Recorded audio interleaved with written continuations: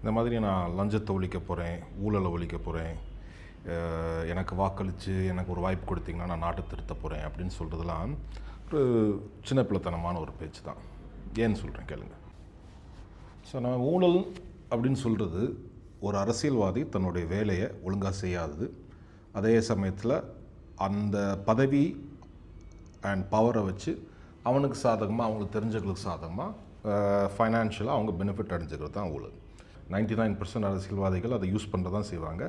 ஏன்னா ஊழல் என்பது ஒரு அரசியல் கட்சிக்கோ அரசியல்வாதிக்கோ வந்த ஒரு குணம் இல்லை, இது மனித குணம். எல்லா மனுஷனுக்கும் உள்ள ஊழல் செய்யணும் என்ற ஆசை எல்லாத்துக்கும் இருக்க தான் செய்யும். ஒரு டீ கடையில் பாலில் தண்ணி சேர்க்குறது ஊழல் தான். ஒரு ட்ரெயினில் நம்ம டிக்கெட் இல்லாமல் பயணம் செய்கிறது ஊழல் தான். டிராஃபிக் போலீஸ்கிட்ட மாட்டிக்கிட்டோம்னா ஃபுல் ஃபைன் கட்டுறதுக்கு பதிலாக அவருக்கு ஒரு 50, 100, 200 கொடுத்துன்னு தப்பிக்கிறது நினைக்கிறது நம்மகிட்ட இருக்கிற ஊழல் தான். ஒரு ஸ்கூலில் இன்னொரு பையனுக்கு பதிலாக நம்மளுடைய பையனை சேர்த்து காசு கொடுத்து டொனேஷன் மூலமாக சேர்த்து நல்ல மார்க் இருக்கிற பையனோட நம்ம பையனை சேர்த்துக்கணும்னு நினைக்கிறதும் ஊழல் தான்.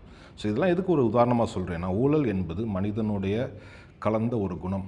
இது ஆயிரக்கணக்கான வருஷங்களாக தான் இருக்குது. இதை ஒரு நாள்லேயோ 2 நாள்லேயோ இன்னும் 1000 வருஷம் நடந்தாலும் மாற்ற முடியாது. ஸோ இந்த ஒரு வாக்குறுதியை நம்பி நான் வந்தால் ஊழலை குறைப்பேன், நான் இருந்தால் தான் ஊழல் இல்லாத ஒரு நாடு இருக்கும் அப்படின்னு சொல்கிற எந்த ஒரு தலைவருமே பொய் தான் சொல்கிறாங்க. அந்த பொய்யை நம்புகிற நம்ம எவ்வளோ முட்டாள்னு பார்த்துக்கோங்க. இதை நான் எதுக்கு சொல்கிறேன்னா, ஊழல் இல்லாத நாடும் கிடையாது, ஊழல் இல்லாத அரசியல்வாதியும் கிடையாது, ஊழல் இல்லாத மனுஷனும் கிடையாது.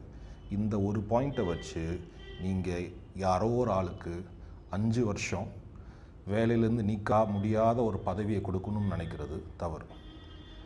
இதை போக வேறு என்னென்ன காரணங்கள்னால உங்களுடைய பிடிச்ச தலைவருக்கு அவங்களோட கட்சிக்கோ வாக்களிக்கணும்னு நினைக்கிறீங்களோ அதை மைண்டில் வச்சு வாக்களிங்க. மீதி நடக்கிறத பார்த்துக்கலாம். என்னைங்களாலும் நீ உழைச்சாதான் உனக்கு சோறு. See you later.